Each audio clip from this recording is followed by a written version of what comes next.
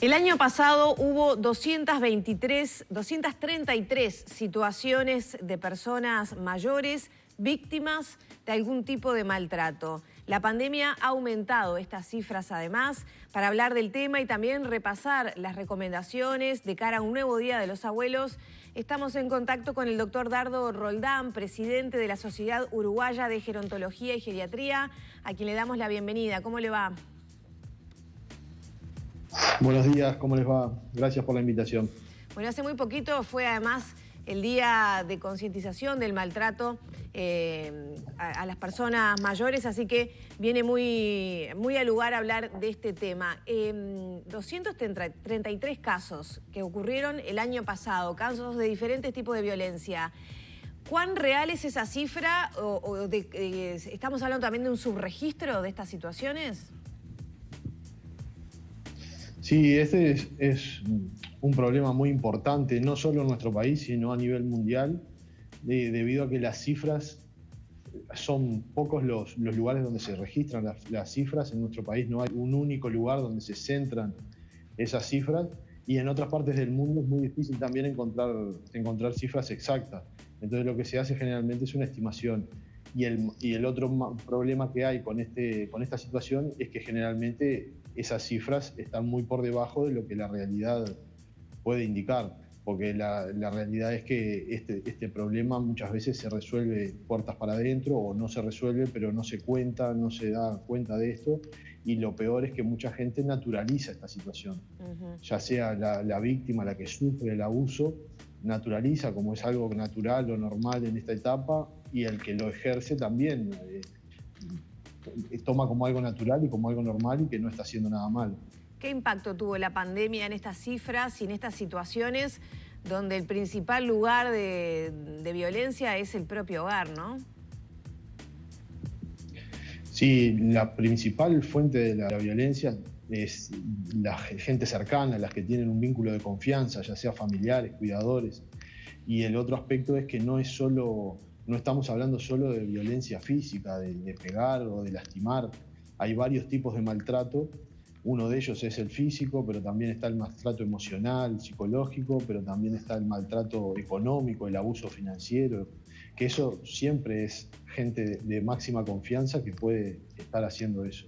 Y en esta pandemia se han dado varias situaciones que han permitido que estos tipos de maltrato, tanto uno como otro, aumenten. Se ha dado más el contacto más directo por más tiempo con gente que necesita muchos cuidados y quizás pueda tener alguna conducta fuera de lo habitual, y eso hace que el cuidador se sobrecargue y pueda ejercer algún tipo de violencia, y también una pérdida económica en muchas familias que también puede hacer que aumenten el tipo de abuso económico con las personas mayores cercanas en la familia.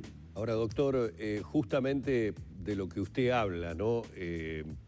Ese problema cuando es con las personas cercanas en la familia, muchas veces queda completamente tapado por esa familia, por ese núcleo que conoce del maltrato del que está siendo objeto el adulto mayor, y ese adulto mayor tiene pocas posibilidades de contacto como para poder denunciarlo, muchas veces por temor ni siquiera lo hace, o para manifestar cierta molestia.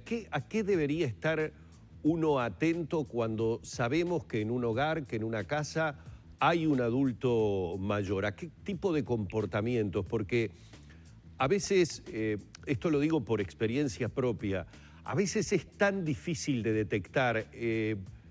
Yo cierta vez lo pude detectar por algunas señas que me hacía ese adulto mayor, que me parecían un poco incomprensibles y que uno a priori tenía como la tentación de decir, no, me debe estar haciendo un juego o debe ser parte de su afección, cuando finalmente descubrí que me estaban tratando de decir algo que obviamente el entorno familiar no me permitía que me lo dijeran.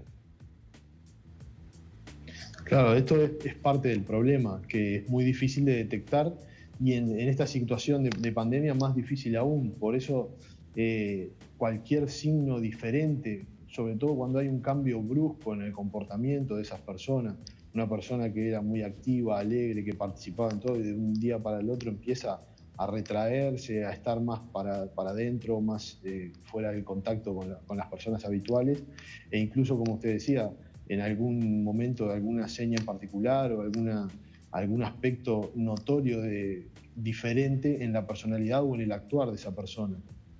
Pero es muy frecuente que también las personas que sufren el abuso tengan miedo de contar porque decían, bueno, ¿qué puedo hacer? ¿Quién me va a ayudar? ¿Cómo me van a ayudar?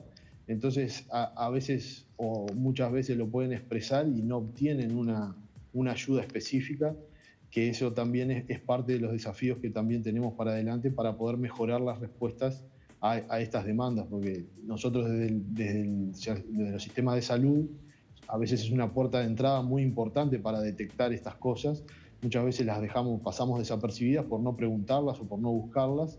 Entonces debemos hacer una autocrítica y pensar que es muy importante buscarlo y también muy importante darle respuestas y orientarlos en el camino de cómo se pueden resolver esas situaciones, que es lo más difícil y lo más complicado en nuestro país. Doctor, ¿cuánto se estima que ha aumentado la violencia contra adultos mayores en este ámbito de la pandemia? No, números específicos en este ámbito no tenemos. Por lo que hablábamos hoy, es muy difícil tener números, porque generalmente no coinciden en un lugar esos números. Claro. Quizás en los servicios de salud se detectan, pero no se informan a otro lugar. Sí, el Ministerio de Desarrollo Social tiene una unidad específica para este tipo de cosas, que ellos sí tienen números de las denuncias que llegan allí. Pero como hablábamos hoy, a veces la realidad es que no llegan todas. Claro. Entonces nos podemos estar salteando un montón de situaciones que no detectamos a tiempo. Y también esta pregunta iba orientada porque probablemente algunas familias puedan estar cometiendo o rozando el maltrato sin intención. ¿Por qué digo? En este contexto de pandemia, donde, bueno, no salgas, quédate en casa, mejor ¿no? Se puede ir ahí generando situaciones tensas que pueden terminar rozando con la violencia, ¿no? Y creo que estaría bueno como repasar qué es violencia, qué es maltrato, cuando estamos hablando de familias que a veces terminan cometiéndolas sin tener la intención, digamos. Sí, eso es muy natural que pase también.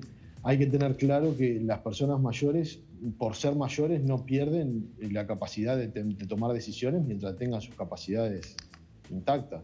Entonces, también existen en el mundo y que nuestro país ha apoyado desde ya muchos años, que es la Convención de los Derechos de las Personas Mayores. Y de eso tienen la total independencia y autonomía de tomar las decisiones que crean pertinentes para su vida. Si después, cuando esas decisiones pueden afectar la salud o la integridad de otras personas, ahí es donde se ponen en juego los conflictos y las difíciles decisiones de hasta dónde la independencia y la libertad de uno y hasta dónde el derecho y la independencia de los demás. Entonces sí, estas situaciones son muy complejas, se han dado en este tiempo de pandemia, pero también en este tiempo se ha priorizado el bien mayor, que es la salud y la vida, sobre algunos otros aspectos que pueden ser más discutibles para un lado o para el otro. Bien, doctor, muchísimas gracias con estos minutos de diálogo con Arriba Gente. Bueno, es muy importante también destacar que podemos hacer muchas cosas para prevenir esto y para detectarlo, pero sobre todo recomendarle a las personas mayores que estén integrados en grupos, en actividades comunitarias, que ahí también es donde se puede detectar más fácil algún elemento que nos pueda indicar que está sufriendo maltrato. Bien, muchísimas gracias. Cerramos entonces la entrevista con el presidente, gracias, de la Sociedad Uruguaya de Gerontología y Geriatría, el doctor Dardo Roldán, justamente a propósito del maltrato y violencia hacia los adultos mayores.